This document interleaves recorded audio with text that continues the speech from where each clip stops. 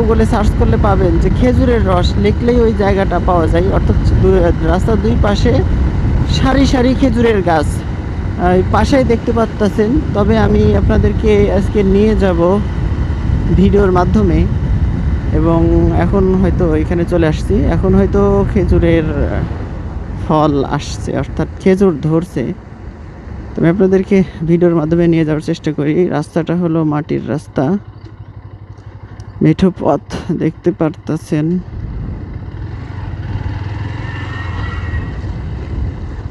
গাছগুলো, এই জায়গাটা আসলে খেজুরের রস নামে পরিচিত। দেখেন খেজুর ধরছে। যদি সম্ভব হয় আপকামিং যখন খেজুরের রস হবে শীতের সময়, চেষ্টা করব আপনাদেরকে খেজুরের রস খাওয়ানো তো সম্ভব না, আমি খাবার আপনারা দেখবেন। যদিও রাস্তার দুই পাশে খেজুরের গাছ, বাট খেজুরের গাছগুলো কিন্তু একভাবে না, ছোট বড়, যার কারণে দেখতে খুব একটা ভালো লাগছে বলা যায় না। পাশে কয়েকটা তাল গাছও আছে। দুই পাশে মাঠ, ধানের ক্ষেত ছিল, ধান কাটা শেষ। এই হলো অবস্থা। ছোট ছোট গাছও অনেকগুলো আছে।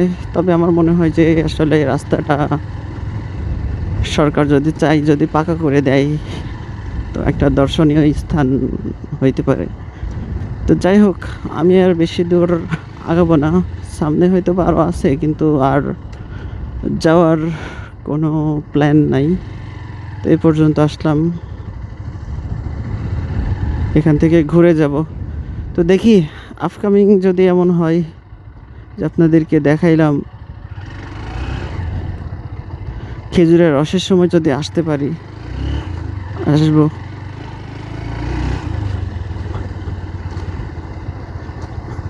আমার বেসিক্যালি ইচ্ছা আছে আপনাদের প্রতিটা এরিয়া ঘুরে দেখানোর, স্পেশালি কুষ্টিয়ার। আমি আসলে প্রফেশনালভাবে সেভাবে ভিডিও তৈরি করতে পারি না, বিকজ ব্যস্ততা এবং অনেক প্রতিবন্ধকতাও আছে। কারণ আপনারা জানেন, হয়তো বুঝছেন এ পর্যন্ত, যে আমার স্টাইল হলো, আমি হুজুর না, তারপরে হুজুরদের মতো, যেটা আমার জন্য বড় একটা প্রতিবন্ধকতা এই ব্লগিংয়ের লাইনে। তো সমস্যা নাই, হুজুর হিসেবে এখানে খেজুর খেতে আসছিলাম, এবং খেজুর তো আসলে পাকে নাই, আর কি করা যায়, কয়েকটা নিচে পড়ে আছে দেখছি। তো খেজুর না পাকলে কি হয়েছে, রস খাওয়াতে অবশ্যই নিয়ে আসবো, অর্থাৎ আমি খাবার আপনারা দেখবেন।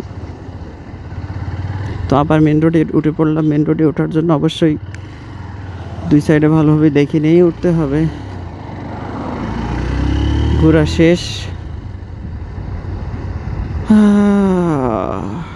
আশেপাশে অনেকগুলো কোম্পানি হয়ে যাচ্ছে। আর এই যে দেখেন কৃষ্ণচূড়ার লাল ফুল, কৃষ্ণচূড়া।